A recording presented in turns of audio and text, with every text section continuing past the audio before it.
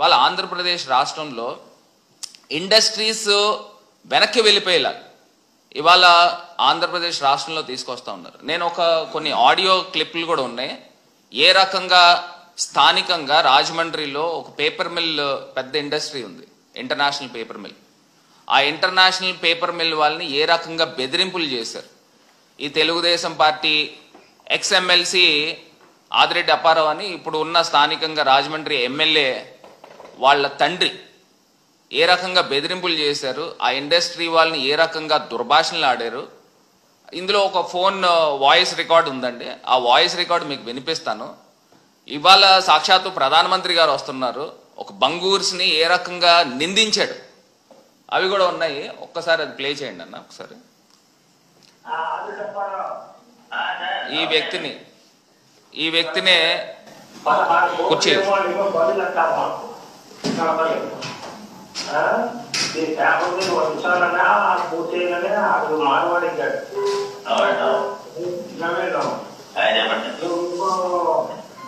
వైఎస్ఆర్ ఉన్నది వైఎస్ఆర్ పార్టీలో కుర్చీ మాటని వెళ్ళాము. ఇది ఏంటికి మా మీద కామెంట్ చేస్తాం. నేను తీసుకెళ్తానని అనుకోకు. కామెంట్లకి పనిష్మెంట్ ఉంటుంది ఎక్కడికి వెళ్ళినా సరే. సరే అది నేను వస్తాయి సమాధానం రెడీ పెట్టుకోండి. డ్యూటీకి వెళ్తున్నావా?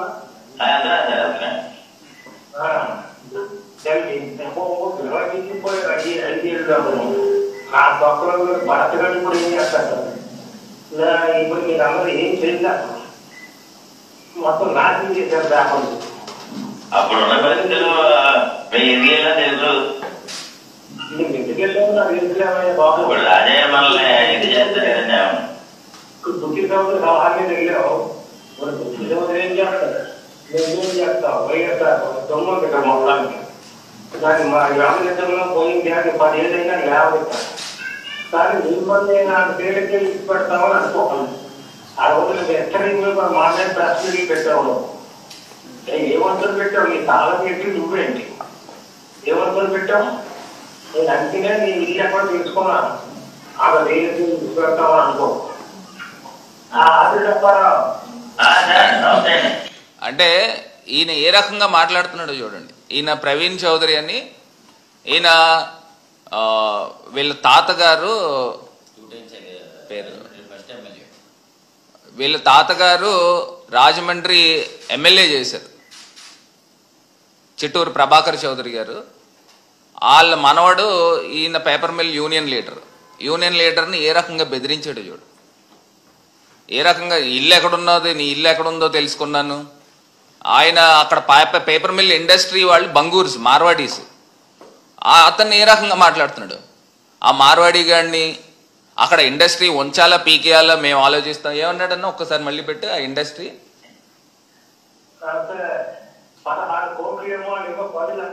ఈయనకి పన్ను కట్టాలండి 16 కోట్లు.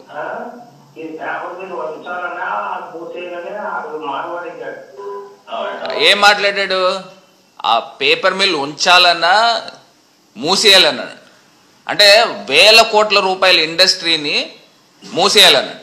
అంటే 1000 సంఖ్యలో కార్మికులు దాన్ని నమ్ముకొని జీవనం చేస్తూ ఉంటారు. 1000 సంఖ్యలో. అది ఒక 1000 కోట్ల రూపాయల ఇండస్ట్రీని ఉంచాలా మూసేయాలన్నా ఆ మార్వాడీ గాడు ఈయన మాట్లాడే విధానం ఇది ఎంతవరకు సబబు అని అడుగుతా ఉన్నా. ఇవాళ సాక్షాత్తు ప్రధానమంత్రి గారు వస్తున్నారు కదా. వీళ్ళు బంగూర్స్ ఒక ఇండస్ట్రీని ఈ రకంగా దుర్భాషణలు ఆడొచ్చా ప్రమోటర్స్ని? ఇవాళ నేను ప్రశ్నిస్తూ ఉన్నాం. ఇతనికి 16 కోట్ల రూపాయలు పన్ను కట్టాలంట. అసలు ఏంటి, ఎక్కడికి వెళ్ళిపోతా ఉన్నాం? ఇండస్ట్రీస్ని ప్రమోట్ చేసే విధానం కనబడుతుందా అని ఇవాళ నేను ప్రశ్నిస్తున్నా. ఇతన్ని తీసుకుని వచ్చి ఈ రకంగా దుర్భాషణలు ఆడిన పరిస్థితులు, బెదిరించే పరిస్థితులు. అంటే రాజమండ్రిలో ఈయన అప్పారావు అన్న వ్యక్తి మాజీ ఎమ్మెల్సీ, అది కూడా గతంలో మా పార్టీలో వైఎస్ఆర్ కాంగ్రెస్ పార్టీలో ఉంటే జగన్మోహన్ రెడ్డి గారు రాజకీయ భిక్ష పెట్టారు. తెలుగుదేశం పార్టీలో ఇతన్ని ఎక్స్పెల్ చేశారు. ఎక్స్పెల్ చేస్తే పార్టీలోకి వచ్చి అంత నమ్మబలికి ఇది చేస్తాం అది చేస్తాం నమ్మబలికి ఫస్ట్ ఎమ్మెల్సీ ఇస్తే ఆ ఎమ్మెల్సీని తీసుకుని వెళ్ళి డైరెక్ట్గా వెళ్ళి తెలుగుదేశంలో వెళ్ళి జాయిన్ అయిపోయాడు.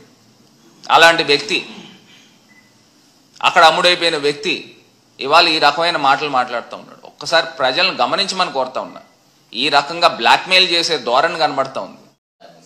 పేపర్ మిల్ కార్మిక సంఘం, ఇప్పుడు ఈ పేపర్ మిల్ కార్మిక సంఘం ఆధ్వర్యంలో అప్పుడు కూడా TNTUC కూడా ఉంది వాళ్ళ గవర్నమెంట్లో ఉన్నప్పటికీ కూడా పేపర్ మిల్ కార్మిక సంఘం తరపునే 9,000 రూపాయలు 5 సంవత్సరాల క్రితం అగ్రిమెంట్ చేశారు.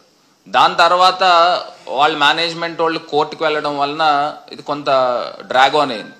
సో కోర్టు నుంచి ఒక ఆర్డర్ వచ్చిన తర్వాత అగ్రిమెంట్ చేసుకోమన్నప్పుడు మా హయాంలో నేను మేనేజ్మెంట్తో మాట్లాడి ఇప్పుడు కొత్తగా వచ్చిన ప్రమోటర్స్ 6,000 మించి పెంచట్లేదు, 6,000కి మీరు అగ్రిమెంట్ చేసుకోండి అని నేను కార్మికులతో కూడా మాట్లాడాను, మేనేజ్మెంట్తో కూడా మాట్లాడితే అప్పుడు తెలుగుదేశం మేము వస్తే 10,000 రూపాయలు అగ్రిమెంట్ చేస్తాము అని వేల కార్మికులకు అందరికీ కూడా నమ్మబలికి అప్పుడు అది వాయిదా పడింది. 6,000కి ఒప్పుకోలే, ఎందుకంటే మేనేజ్మెంట్ ఒప్పుకోవట్లేదు, ఇటు కార్మికులు ఒప్పుకోవట్లే. మేనేజ్మెంట్ 6,000 వరకు వాళ్ళని ఒప్పించడం జరిగింది. సో ఒప్పించినా ఇక్కడ కార్మికులకి వీళ్ళందరికీ కూడా రాష్ట్రంలో ఏ రకంగా అయితే అబద్ధాలు చెప్పారో అక్కడ పేపర్ మిల్ ఇండస్ట్రీకి కూడా అలాగే అబద్ధాలు చెప్పి 10,000 రూపాయలు చేస్తూ ఉన్నారు అగ్రిమెంట్ ఎక్స్ట్రా పెంపు. సో ఇప్పుడు నెల రోజుల్లో వచ్చి మేము గవర్నమెంట్లో వచ్చిన నెల రోజుల్లో చేస్తామని చెప్పి ఇప్పుడు దాకా చేయట్లేదని వాళ్ళు అక్కడంతా స్ట్రైక్ చేశారు. ఆ పేపర్ మిల్ ఎంప్లాయీస్ అందరూ కూడా స్ట్రైక్ చేస్తే ఇప్పుడు ₹1 కూడా పెంచలే. అర్ధాంతరంగా అక్కడ వాళ్ళు స్ట్రైక్ చేస్తూ ఉంటే వీళ్ళు లాకౌట్ అని పెట్టి అర్ధాంతరంగా మళ్ళీ లాకౌట్ లిఫ్ట్ చేయించి ఈ పేపర్ మిల్ కార్మికులు అందరితోనూ ఒక కమిటీ వేసాము, ఆ కమిటీలో మీకు తేలుస్తామని చెప్పేసి స్ట్రైక్ని లిఫ్ట్ చేయడం కూడా జరిగింది. ఇవి జరిగిన సందర్భాలు. సో ఒక్కసారి ఇవన్నీ కూడా ప్రజల్ని అవగాహన చేసుకోమని కోరుతా ఉన్నా.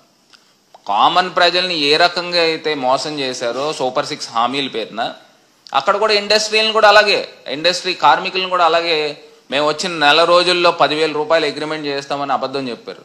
ఇప్పుడు వచ్చి 7 నెలలు అయింది, ఇప్పుడు దాకా ఏ రకమైన అగ్రిమెంట్ చేయకపోతే వాళ్ళందరూ కూడా స్ట్రైక్ చేస్తూ ఉంటే దాన్ని PM వస్తున్నాడని చెప్పేసి దాన్ని వాయిదా వేయించి ఈ రకమైన కార్యక్రమాలు జరుగుతున్నాయి. ముఖ్యంగా ఏంటంటే వాళ్ళు చేసే ప్రచారం ఏంటంటే 2019 జనవరిలో మేము అధికారంలో ఉంటుండగా మేము అగ్రిమెంట్ చేసాం, వైఎస్ఆర్సీపీ వాళ్ళు 5 ఏళ్ళు అగ్రిమెంట్ చేయలేదు, వేతన ఒప్పందం జరగలేదు వాళ్ళ హయాంలో అని అంటున్నారు. ఆ అగ్రిమెంట్ చేసింది నేను,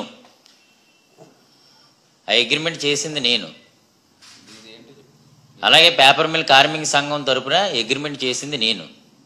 అయితే దాన్ని వాళ్ళ హయాంలో అయినంత మాత్రాన మా హయాంలో అయిందని చెప్పుకుంటున్నారు అంతే. కేవలం వాళ్ళు హామీ ఇచ్చి 3 ఉద్యోగాలు తీసేస్తే వాళ్ళని పెట్టుకుంటాం అని చెప్తేనే మంత్రి పితాని సత్యనారాయణ గారి దగ్గరికి వెళ్ళాం, వాళ్ళు ఒక్క ఉద్యోగం కూడా పెట్టుకోలేదు. ఆ సందర్భంలో వెళ్ళాం తప్ప అగ్రిమెంట్ గురించి పితాని సత్యనారాయణ గారి సమక్షంలో అవ్వలేదు. కేవలం ఇందులో ఒక ఎమ్మెల్యే కానీ ఆ పార్టీ కానీ సంతకం ఉందేమో మీకు ప్రెస్కి ఇస్తాను. కాబట్టి ఏంటంటే అబద్ధాలతోటి మేము 6,000 రూపాయలు భర్త గారి సమక్షంలో మేనేజ్మెంట్ని ఒప్పిస్తే తండ్రి కొడుకులు ఇదే ఎలక్షన్ అయిపోయాక 4 రోజుల్లో మేము 10,000 రూపాయలు తీసుకొస్తాం అని చెప్పడంతో అబద్ధ ప్రచారాలు రాష్ట్రం అంతా నమ్మారు. అలాగే పేపర్ మిల్ కార్మికులు కూడా నమ్మి వాళ్ళు నగ్గిస్తే 4 రోజుల్లో చేస్తానన్న వాళ్ళు ఇప్పుడు 7 నెలలు అయింది. మళ్ళీ వచ్చి మొన్న ఈ 7 నెలలు చూసి అగ్రిమెంట్ అవ్వట్లేదని కార్మికుల ఆవేదనతో స్ట్రైక్ చేస్తే దాన్ని కమిటీ వేసాం, సీఎం గారి దృష్టికి తీసుకెళ్ళామని మోడీ గారు వస్తున్నారని చెప్పేసి వాళ్ళని స్ట్రైక్ కాలప్ చేసి ఒక్క డిమాండ్ ఒక 5 రూపాయలు కూడా వాళ్ళకి ఏం పెరగలే. కాబట్టి ఏంటంటే బురద జల్లే కార్యక్రమాలు చేసుకుంటున్నారు తప్ప అక్కడ సబ్జెక్ట్ లేదు. వాళ్ళు ఒక అగ్రిమెంట్ కూడా చేయలేదు. ఎందుకంటే TNTUC ఉంది, అక్కడ కనీసం వాళ్ళ సంతకాలు కూడా ఒక్కటి కూడా లేదు. కాబట్టి ఏంటంటే లాస్ట్ టైం అగ్రిమెంట్ నేను చేశాను, 350 మందిని పర్మనెంట్ చేశా, అలాగే 1,382 మంది కార్డులు ఇప్పించా. ప్రతి సైన్ నా ఇనిషియల్ ఉంటుంది. నేను మాట్లాడి అక్కడ మా తాతయ్య గారు 2 సార్లు ఎమ్మెల్యే చేశారు, రాజమండ్రి మొట్టమొదటి ఎమ్మెల్యే. అక్కడ మనం చేసిన దాన్ని వాళ్ళు చేయలేక ఒక్కడిని కూడా పర్మనెంట్ చేయలే, ఒక కార్డు ఇప్పించలే, 9,000 10,000 చేయలేదు. ఎంతసేపు బురద జల్లే కార్యక్రమాలు చేసుకుంటున్నారు. అబద్ధం చెప్తే కొన్నాళ్ళు ఇదిగా ఉంటుంది, నమ్ముతారు జనం. కానీ మీరు ఏంటనేది 7 నెలల నుంచి చూస్తూనే ఉన్నారు.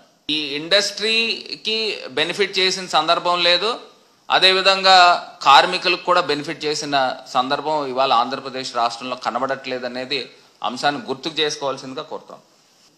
అదే అండి, ఇప్పుడు లాకౌట్ లిఫ్ట్ చేశారు, వాళ్ళు స్ట్రైక్ చేస్తూ ఉంటే లాకౌట్ లిఫ్ట్ చేశారు. అలా అని చెప్పేసి ఎవరైతే కార్మికులకి వాళ్ళు పెట్టిన డిమాండ్స్ ఉన్నాయో ఆ డిమాండ్స్ కూడా ఫుల్ఫిల్ చేయలే. అంటే నాకు తెలిసి ఈ ప్రధానమంత్రి గారు వస్తూ ఉన్నారు కాబట్టి ఏదైనా వాళ్ళకి ఏదైనా ఆశ చూపించి ఏదైనా లిఫ్ట్ చేశారో నాకు తెలీదు. అలా అని చెప్పేసి 5 years 6 years నుంచి డిమాండ్స్ ఉన్నాయి. అది కూడా ఇంకా ఇప్పుడు దాకా కార్మికుల యొక్క డిమాండ్స్ ఇంకా ఫుల్ఫిల్ కాలే.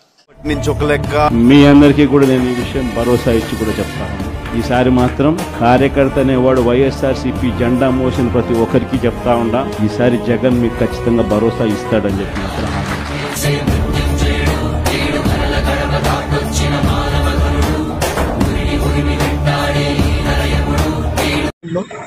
విక్కియారి అని మా పార్టీ నాయకుని అరెస్ట్ చేసుకున్నారు. ఇది అక్రమంగా అరెస్ట్గా మేము భావిస్తున్నాం. దీన్ని పూర్తిగా ఖండిస్తున్నాను. ఎటువంటి పరిస్థితుల్లో కూడా మా పార్టీ తరఫు నుంచి కానీ, నేను సమన్వయకర్తగా ఉన్న ఈ ప్రాంతం నుంచి కానీ ప్రభుత్వ అధికారులకు ఎప్పుడు కూడా మేము సహాయ సహకారాలు అందిస్తాము. వాళ్ళ మీద దాడులు చేసేంత సంస్కృతికి కానీ అట్లాంటి ప్రోత్సహించే పరిస్థితి కానీ ఉండదు. ఎందుకంటే నేను నా ఉద్యోగ చరిత్రని కాకి బట్టలతోనే స్టార్ట్ చేసినాను. కమిషనర్ కూడా, మున్సిపల్ కమిషనర్గా, కార్పొరేషన్ కమిషనర్గా కూడా పనిచేసిన చరిత్ర నాది. మేము ఎటువంటి పరిస్థితుల్లో అట్లాంటి వాటికి పాల్పడము. ఇట్లా తప్పుడు కేసులు పెట్టి కమిషనర్ ఇలాంటి రాజకీయంగా చేస్తే మాత్రం ఊరుకునేది లేదని కూడా నేను తెలియజేస్తున్నాను. మర్యాదగా మట్టి సంఘం ఏదైతే ప్రజాప్రతినిధులు ఉన్నారో కౌన్సిల్ మీటింగ్ పెట్టాలని ఎన్నో రోజులు అడుగుతుంటే కూడా పెట్టట్లేదు. మా కౌన్సిలర్లు చైర్మన్తో సహా వెళ్ళి, వైస్ చైర్మన్ వీళ్ళందరూ కూడా వెళ్ళి కలెక్టర్ గారిని కూడా కలవడం జరిగింది. అలాగే ఆర్డీఎంఏని కూడా కలవడం జరిగింది. ఇవన్నీ కూడా చూస్తూ వీళ్ళు రాజకీయంగా ఇలాంటి పనులు చేస్తూ ఉన్నారు. ఇది మంచి పద్ధతి కాదని తెలియజేస్తున్నాము. ఏదైనా తప్పు చేస్తే శిక్షించమని కూడా నేను కోరుతున్నాను. ఏ తప్పు చేయనప్పుడు ఇలాంటి అక్రమంగా చేయడానికి, అరెస్టులు చేయడానికి ఇలాంటి వాటిని కూడా తీవ్రంగా ఖండిస్తున్నాము. ఏదైతే న్యాయంగా చట్టపరంగా ఏదైతే తీసుకోవాలో ఆ పనులన్నీ కూడా మేము చట్టాలకు సహకరించడానికి సిద్ధంగా ఉన్నాము. ఎటువంటి పరిస్థితుల్లో ఏ ఒక్కరి మీద కూడా, ఏ పార్టీ నాయకుడి మీదైనా, కార్యకర్త మీద తప్పుడు కేసులు పెడితే మాత్రము ఊరుకోం. దాన్ని పూర్తిగా ఖండిస్తాము. చట్టపరమైన చర్యలు మేము తీసుకుంటామని కూడా తెలియజేస్తాము.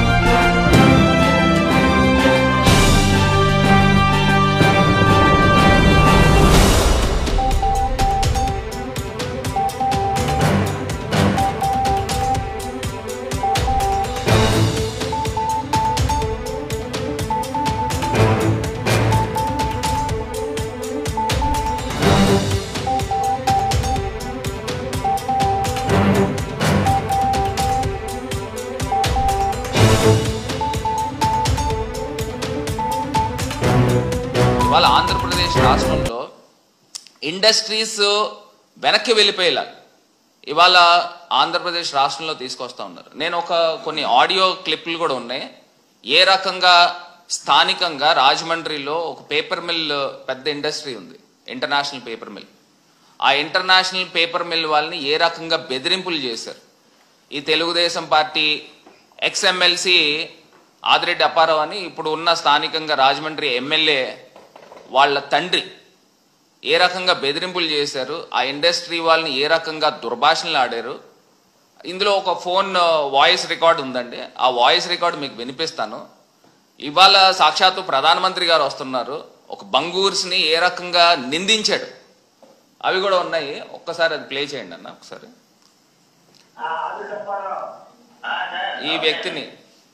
ఈ వ్యక్తినే కూర్చో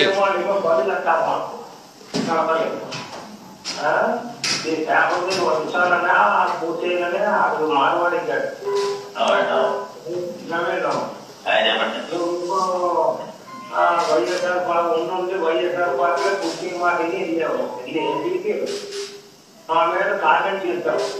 నేను తీసుకెళ్తానని అనుకోకు. కామెంట్లకి పనిష్మెంట్ ఉంటుంది ఎక్కడికి వెళ్ళినా సరే. సరే అది నేను వస్తాయి సమాధానం రెడీ పెట్టుకోండి. డ్యూటీకి వెళ్తున్నావా?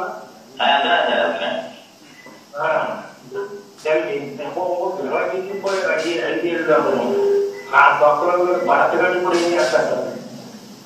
ఇప్పుడు మీరు అందరూ ఏం చేయలేదు, మొత్తం నాశనం చేశారు వ్యాపారం. అప్పుడున్న పరిస్థితులు ఎందుకెళ్ళాము నాకు ఎందుకులేమయ్యా బాబు. ఇప్పుడు అదే మనల్ని ఇది చేస్తారు కదండి. బుద్ధి సముద్రం సలహాన్ని వెళ్ళావు. మరి బుద్ధి సముద్రం ఏం చేస్తారు? నువ్వేం చేస్తావు? వైఎస్ఆర్ దొంగ ఇక్కడ మొత్తానికి దాన్ని మా రామచంద్రంలో పోయింది అని 10 ఏళ్ళైనా లేవడతాను. కానీ మిమ్మల్ని నాకు పేరుకి ఇచ్చి పెడతామని అనుకోకండి. ఆ రోజు నువ్వు ఎక్కడ మాట్లాడి ప్రెస్ మీటింగ్ పెట్టావు. ఏమంతలు పెట్టావు? నీ తాళం పెట్టి నువ్వేంటి ఏమంతలు పెట్టావు? నేను అందుకనే నీ ఇల్లు ఎక్కడ తెలుసుకున్నాను. ఆమె వేరే పెడతామని అనుకో. అది చెప్పారా?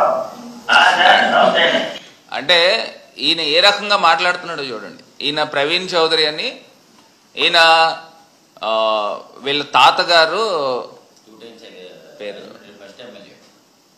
వీళ్ళ తాతగారు రాజమండ్రి ఎమ్మెల్యే చేశారు, చిట్టూరు ప్రభాకర్ చౌదరి గారు. వాళ్ళ మనవడు ఈయన పేపర్ మిల్ యూనియన్ లీడర్ని ఏ రకంగా బెదిరించాడు చూడు. ఏ రకంగా ఇల్లు ఎక్కడున్నది, నీ ఇల్లు ఎక్కడుందో తెలుసుకున్నాను. ఆయన అక్కడ పేపర్ మిల్ ఇండస్ట్రీ వాళ్ళు బంగూర్స్, మార్వాడీస్. అతన్ని ఏ రకంగా మాట్లాడుతున్నాడు. ఆ మార్వాడీ గాడిని అక్కడ ఇండస్ట్రీ ఉంచాలా పీకేయాలా మేము ఆలోచిస్తాం ఏమన్నాడన్నా ఒక్కసారి మళ్ళీ పెట్టి. ఆ ఇండస్ట్రీ 16 కోట్లు ఏమో ఈయనకి పన్ను కట్టాలండి, 16 కోట్లు.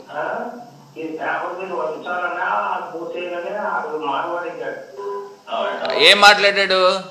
ఆ పేపర్ మిల్ ఉంచాలన్నా మూసేయాలన్నాడు. అంటే 1000 కోట్ల రూపాయల ఇండస్ట్రీని మూసేయాలన్నాడు. అంటే 1000 సంఖ్యలో కార్మికులు దాన్ని నమ్ముకొని జీవనం చేస్తూ ఉంటారు. 1000 సంఖ్యలో. అది ఒక 1000 కోట్ల రూపాయల ఇండస్ట్రీని ఉంచాలా మూసేయాలన్నా ఆ మార్వాడీ గాడు ఈయన మాట్లాడే విధానం ఇది ఎంతవరకు సబబు అని అడుగుతా ఉన్నా. ఇవాళ సాక్షాత్తు ప్రధానమంత్రి గారు వస్తున్నారు కదా. వీళ్ళు బంగూర్స్ ఒక ఇండస్ట్రీని ఈ రకంగా దుర్భాషణలు ఆడొచ్చా ప్రమోటర్స్ని? ఇవాళ నేను ప్రశ్నిస్తూ ఉన్నాం. ఇతనికి 16 కోట్ల రూపాయలు పన్ను కట్టాలంట. అసలు ఏంటి, ఎక్కడికి వెళ్ళిపోతా ఉన్నాం?